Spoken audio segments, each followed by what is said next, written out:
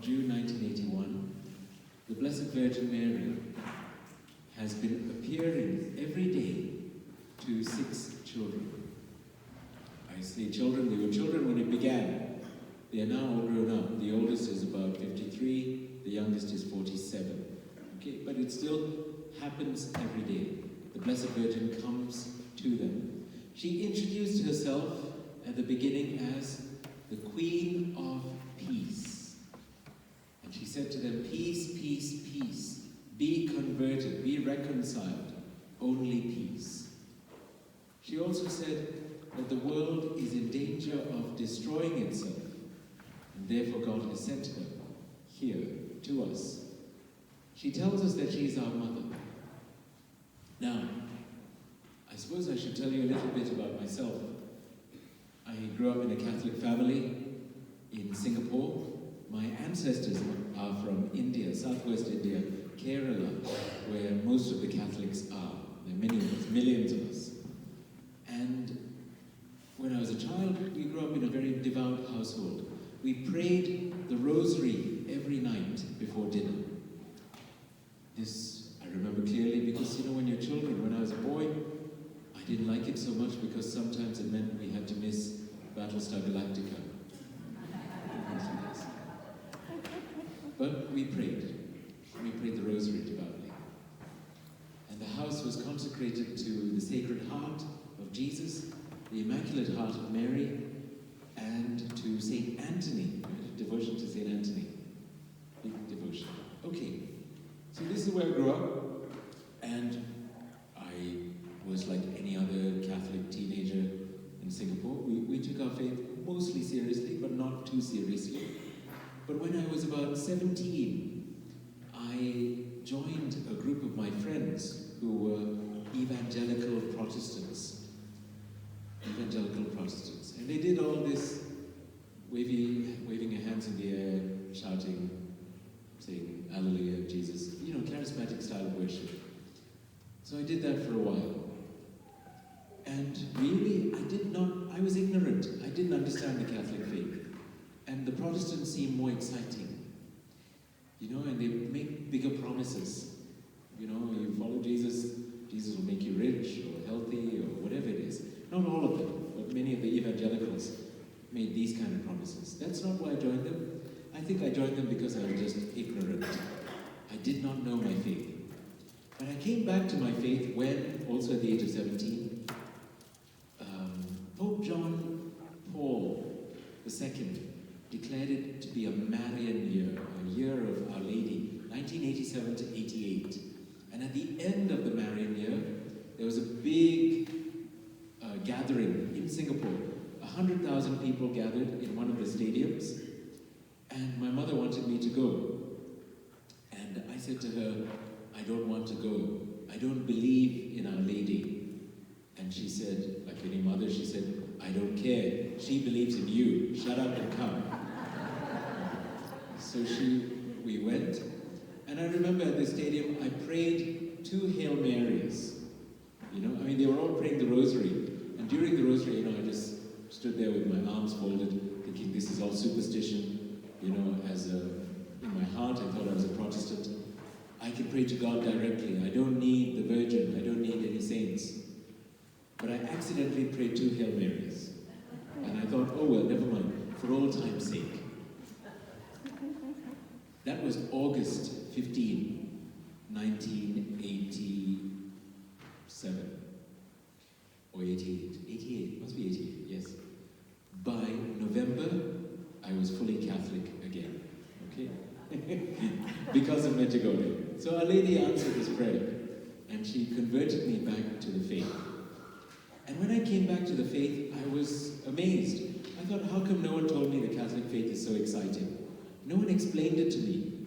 In CCD, we learnt a lot of nonsense. The Mass is a gathering of friends, it's a party, all sorts of lies. It's a lie, right? It's not true. Because if you're a child, you just have to think, if this is a party, I know a party which is more exciting. If this is a gathering of friends, I know friends who are more exciting than these people. Okay? And then you go off, you lapse, and you go and find something better. We need to tell children the truth, what the Mass is. But I'll come to that. I'll come to that later. Now, so when I came back, I was angry, thinking, why did people never tell me the truth about the Catholic faith? How beautiful it is, how complete it is. Because if you are a Protestant, and I'm not having a go at Protestants, Protestants are good people, many of them are good people. It's like all they have is celery, and they're nibbling at celery, and savoring it, and saying, oh, this is so delicious. Right? That's all. But all they have is celery.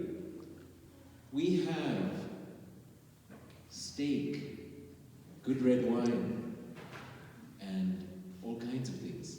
Starters, I don't know how you say it, entrees, and dessert. And then we have more wine. This is what the Catholic faith is. Because we have the Eucharist, we have the saints, the angels, we have all the sacraments. We have so much. The poor Protestants are going hungry. All they have is the Bible. That's it. But they savor it. And we have everything, but we don't appreciate it. We must appreciate it. Okay? Now, I first went to Medjugorje when I was 20 years old. I was in the army.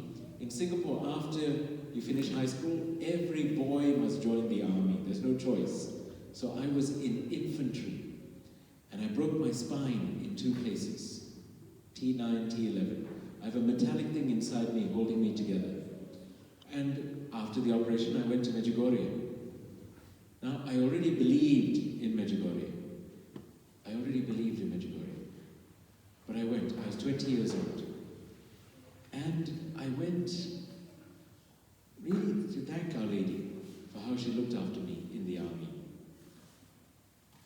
And I did not go looking for signs or wonders. In Medjugorje, many people look for signs. They want something to tell them that God exists, to tell them that God notices them. But I didn't go looking for signs, mostly because I didn't think I was worthy, and also I didn't need any signs, I think. I don't know if that's true. Maybe everyone needs signs sometimes. But there are many signs in Medjugorje. There's the miracle of the sun. During the apparition, anyone, I think, you can look at the sun and see it spinning and throwing out colors. Or your rosary, many people say their rosaries turn to gold. Or the other thing is they say they smell roses. Now I have experienced all 3 of these signs many times. And I don't go looking for them. The miracle of the sun, I see it everywhere now. So I don't even look. The smell of roses, I used to think when people would tell me, oh, Father, I can smell roses, I used to think, you put on too much Chanel or Dolce & Gabbana, you know? But then I experienced it myself. 2 Christmases ago, it's like someone has taken 10,000 roses, squeezed it into the space of a shoebox, and stuffing it in your face. Really intense, strong perfume of roses. And the last one, rosaries turning to gold, I've seen many of these. There was, my friends, they bought a plaque with Our Lady on it, a silver one, and on 13 July last year, it turned gold, overnight. But they were scared of telling me, you know, because I always tell people, don't look for signs, don't look for signs. So it turned gold 13 July, they waited till October before they told me, because they were so scared of me. Because I always say, do not go looking for signs. The biggest signs are here. Jesus is in the tabernacle. This is really Jesus in here. It's not a symbol. It's not an image. It's not a spiritual presence. This is truly Jesus. What would you do if I said to you today, Jesus will stand here and you can see him and touch his wounds and kiss him? What would you do? Would you be here? How many of you would stay here if Jesus appears? Yes? Not all of you put your hands up. Okay, I'll put it again. How many of you would go away? How many of you would go away? Okay, no one wants to go away. Good. This is really Jesus. It is really him. He's here. I know you came for me, but I hope you come for him. I will go, but you will always have him with you. Okay. This is the greatest sign of Medjugorje and of every parish, and also confession. These are the 2 great signs. No other signs are better than these. Because what is better than Jesus? Nada. Nada. Nothing. What is better than the forgiveness of God? Niente. Nada. Nothing. Okay. Now, having told you that, I'm going to tell you a story now, very quickly. I'll try and be quick. On the 11th of September, 1991, I was in Medjugorje. I was 20 years old. I went to climb Cross Mountain. There are two mountains in Medjugorje. The smaller one, Apparition Hill, and Cross Mountain, 3 times as big, and it has a big cross on the top. When I went there with my friend Kevin, was 19, I was 20 years old. And as we went to the mountain, a light appeared on the mountain. And the light was orange golden and very bright and very beautiful. And the light took the shape of a young girl. I'm looking for a young girl. Okay, no one that young. I can't see, actually I can't see also in the dark. But this young girl was about 16 years old. Okay, she did not look like any statue or picture of Our Lady that I've ever seen. She wore a veil on her head, which hung straight down. She wore a very simple dress, and she held her hands like this on either side, with the palms open. She had narrow but square shoulders. This detail is clear in my mind, because I was looking at her and I was thinking, oh, you work out. Okay? Because she looked very strong. She stood in a certain way. She stood with authority. And the way she stood, and she radiated this love, honestly, when I was looking at her, if the devil had appeared next to me, I would not have cared one bit. I wouldn't have looked at him, I wouldn't have cared, I was not afraid of anything. I was only aware that I was looking at this beautiful young girl. Beautiful. Now, Kevin and I climbed the mountain because we wanted to catch her at the top. And when we were 3/4 of the way up, we looked out and there's the other hill, Apparition Hill on the left. And there, today, there is a statue that marks the place, a statue of Our Lady that marks the place where Our Lady first appeared. In those days, there was no statue, and this young girl was standing on that spot, this time facing the church and the village, with her hands in the same position. And she was looking at us, and she was alive. She was alive, and she was beautiful. Sorry, when she was facing the village, she was not looking at us. We were above her, looking at her. At the top of the mountain, there was a couple from Florida, Tallahassee. They had seen nothing. We didn't tell them what we saw because we had no desire to talk about this. We kept it to ourselves. And then we came down the mountain and went into the church. And the first Mass had just finished. So this was 7:30 in the morning. There were only 3 of us in the church. Kevin went to take pictures of all the stained glass windows. Medjugorje has beautiful stained glass windows like you have here in this church. And Father Peter Ljubicic, one of the Franciscans, he was watching him, thinking, what is this boy doing? And me, I went to stand on that side of the church, facing the statue of Our Lady in Medjugorje is on this side. So I was near the back, looking at the statue, and I was thinking, what is this? What does it mean? And when I was thinking all these thoughts, I heard a voice speak inside me. A woman's voice speaking in English, a beautiful voice. Now, before I continue, remember, Saint Teresa of Avila, she gives us good advice. She says, voices inside us come from either God, or the devil, or our imagination. Okay? Now, seeing the girl on the mountain, I saw her with my eyes, my physical eyes, and Kevin saw her also. The voice inside me, only I heard it. It could be from God, could be from the devil, could be my imagination. My imagination is lousy, and the devil I don't think will say such good things. But this voice, it began, this woman started telling me my life story back to me. And while she did, she first of all, she was more positive than I would have been. But while she did this, she also told me all of my sins, all my unconfessed sins, she told me.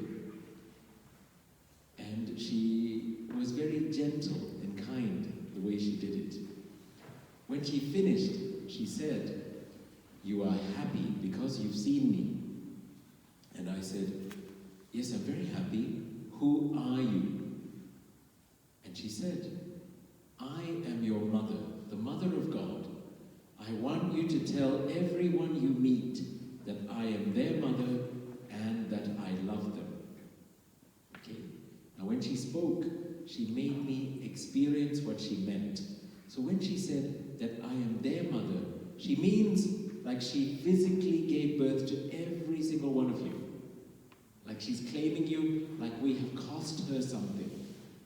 When she said, and that I love them, it's like she hugged my soul to show me how. And I'm going to try and describe how Our Lady loves you. Our Lady loves you like you are the only child she has on this earth. She looks at you like there is no one else, only you in the whole universe. And she looks at you like you are beautiful, like you are fantastic, like you are marvelous. This is how she looks at you, okay? And this is true. This is how Our Lady loves you. Then I said to her, because I wanted to see her again, she said first, do not begin to imagine you deserve to see me. God gives grace as he chooses. So right at the beginning she said, don't worry, you don't deserve this. Okay. Then she said, the day will come when you will regret ever having seen me. And I said, how can you say that, Blessed Mother? This is the best day of my life. And she said, the day will come when you will deny ever having seen me. When she said that, I kept quiet because I thought it's useless to argue with her. But I did not believe her. But all of this came true later. 5 years after this, I was at medical school in England. I became a doctor, but I left there and became a Dominican, which is better. And when I said to her, I wish I had never seen you, because seeing her made me feel like a freak. I thought, no one's ever going to understand, no one will ever listen, and I can never talk about this. And also, I did not do what she asked me to do. I had not done yet what she asked me to do. And then, in terms of deny seeing her, in England, many people laugh at Medjugorje. They make fun, and they say, instead of Medjugorje, they say mega forgery, okay? A big lie. And I used to laugh with them because I was scared. I thought, how can I tell them the truth, that I believe this, and that it's true, and that I've seen the Holy Mother of God? You can't, it's very difficult to tell people this. Then I said to her, because I wanted to see her again, I said, Blessed Mother, I'd very much like to die now, please. And because I thought, I can drop dead in the church, and I can go with her. She's so beautiful. Why waste time getting old? Yes? And she's so beautiful. I just wanted to die and go with her. And she said, would you not like to live a bit longer to help me? Now when she said a bit longer, she explained she meant anything from 9 days to 90 years. She made me feel this. But to help me, she never explained. She never talked about religious life or priesthood, nothing. She never talked to me about that. And then she said, oh yes, no, I said, because I thought I was being given a real choice. So I said to her, Blessed Mother, no, I was worried that I had to live. And finally I said to her, all right then, but you'd better make sure it's worth my while. Okay? This is how I said it.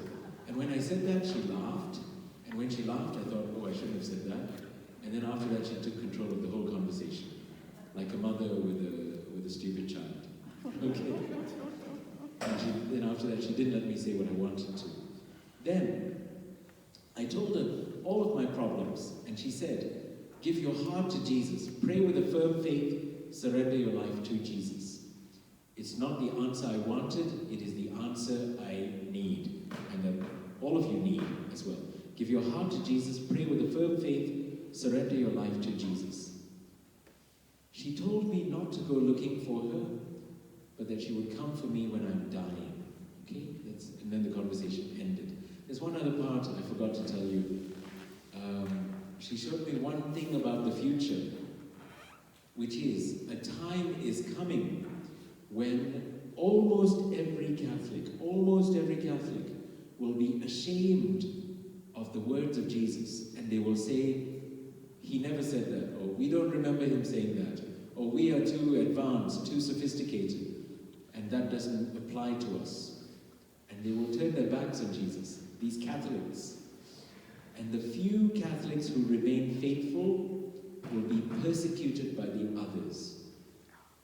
And it will be terrible. A terrible, terrible persecution. A really terrible, awful thing. But that is coming. I don't know when. Don't ask me when. I don't know. Okay? Okay, and that's basically my story about seeing Our Lady. Now, I don't ask you to believe this story. This story is not important in many ways. This is not proof of Medjugorje. Also, you don't have to believe me, because maybe I could be crazy, maybe I could be a liar, maybe I could be deceived. Yes, it's possible, right? I ask you to believe one thing. I ask you to believe that Our Lady loves you.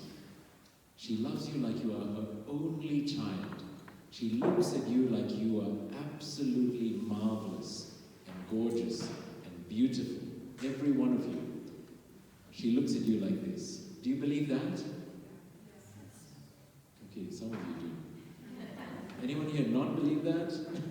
Okay, good. Don't put up your hands. Or you must believe this. I don't care if you don't believe me about my story. I'm not important. But I ask you to believe that the Virgin loves you like you are her only child. And I'm only telling you this because she told me to. Tell everyone you meet that I am their mother and that I love them. Okay? Now, I want to tell you quickly, I want to tell you the important stuff about what Our Lady says in Medjugorje. Don't worry, I won't take too long. Our Lady gives us 5 points. They're called 5 stones. And the reason they're called stones is David, the shepherd boy, goes to meet Goliath with his slingshot and 5 stones. So these are weapons that Our Lady gives us. The first stone is pray with a heart. Pray with a heart. Okay? And she means by this, pray what is inside you. Pray the truth inside you. Don't just tell God things that you think He wants to hear. Pray from the heart and mean your prayers. This is what she means. Now, do you have distractions when you pray? Yes? Okay. Let's imagine some typical distractions. You're in church early, for Mass, you're getting prepared, and then this older man comes, he kneels in front of you, he's praying the rosary, and you think, that's beautiful, that's nice, he's praying the rosary. But here, there's a problem, his dentures are loose, and he's making a clicking sound when he prays, his teeth are clicking. And you think, oh, for heaven's sake, how can I concentrate with this? Yes? Okay. The next minute, a young girl comes and sits next to you. But it's summertime, and she has sacrificed herself because of the cotton famine. Okay? So she's not wearing enough clothes. And you think, oh, too much ham, not enough wrapping, how can I look? No one should look at this. The next minute, you see your neighbor come through the church door. And you think, oh, that Jezebel, that witch, how dare she enter the house of God, a hypocrite. How come the Lord has not struck her dead where she stands? Yes? You know it's true. Then the priest comes out of the sacristy to begin Mass, and you see, oh no, it's Father Leon. And you think, oh no, he's going to go talk too much, right? And then Mass will take a long time. And finally you think, I can't remember if I locked my front door, and I think I left my oven on. Okay. We need to turn all our distractions into prayer. Say, Jesus, help this gentleman find a good dentist. Help this young girl learn the virtue of modesty. Show her that the men she's trying to attract are complete jerks, and the female friends she dresses for have heads filled with guacamole. Yeah, it's true. It is true about the guacamole. Your neighbor, the witch, say, Lord, convert her, convert me. Bless both of us. Father Leon, help him to be on time for once. And finally, your house, say, Jesus and your guardian angels, please guard my house and make sure it doesn't explode. Okay? You've turned all your distractions into prayer. Because what else are you going to do? Sit there worrying? You know, we come to Mass on Sunday and we always sit there worrying about Monday. But we need to tell God what's in our hearts. But the Blessed Virgin tells us to pray the rosary from the heart. Pray the rosary. How do you pray the rosary from the heart? Okay, when I was a boy, my parents, they went out one evening, they left us alone in the house. We got bored, we took down all the old black and white photo albums, you know, black and white pictures, my grandparents' wedding, that kind of thing. We were looking at all the pictures thinking, look, it's our family, but how come we are not in the pictures? So we thought, let's make this right. So we took a big orange crayon and we drew ourselves in. Yes, Senora. We drew ourselves in. Okay. Now, so, you know, my mother's baptism, there's a big stick figure version of my sister looming over the cradle. My parents' wedding, all four of us are in the front row waving. Okay? Now, what we did has so much in common with Italian Renaissance art. Okay?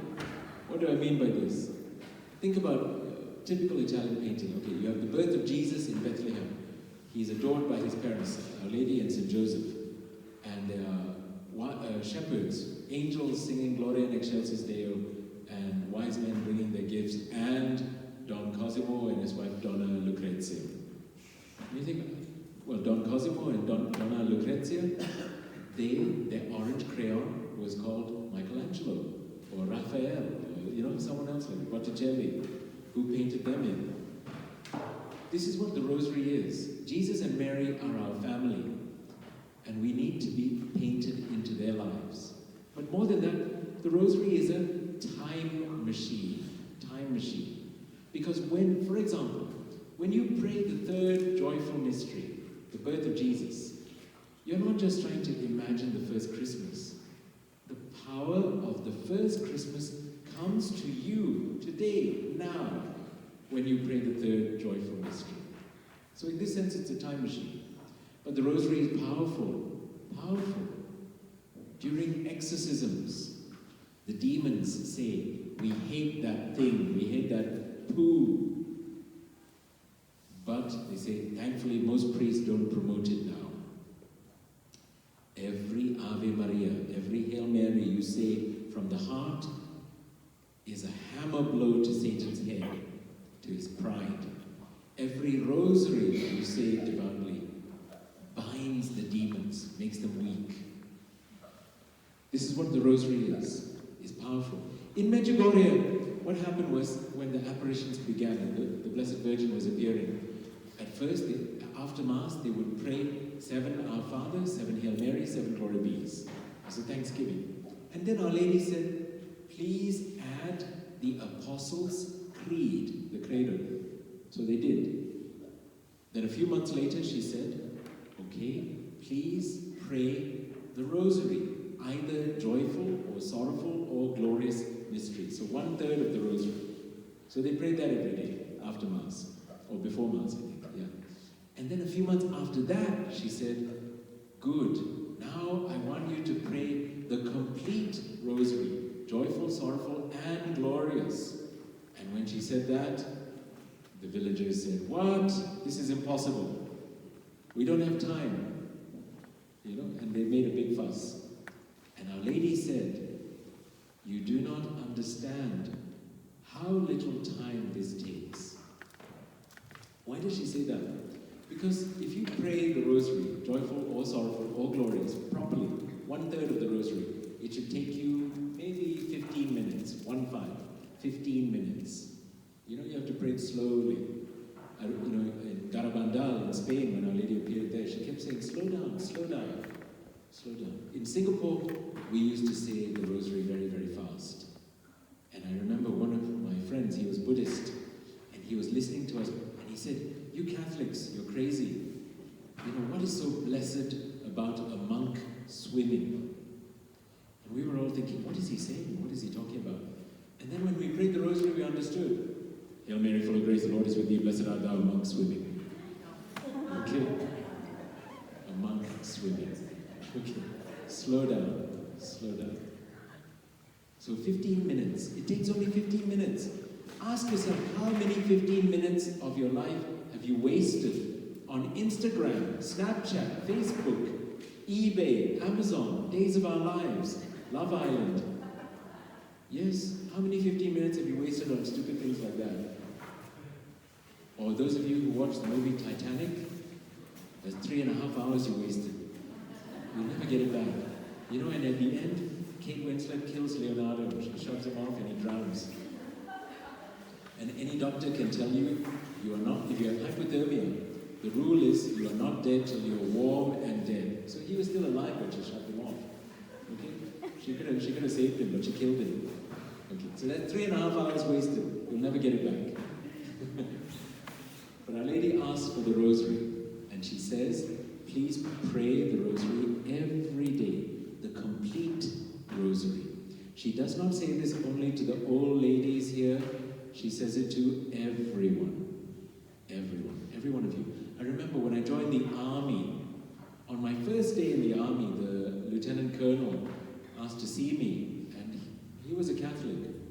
I don't know why he asked to see me, but when he found out I was Catholic, he said, always carry the rosary with you in your pocket, everywhere, every day. And you know, because why? Only real men carry the rosary. Only real men carry the rosary. Men without the rosary are wimps.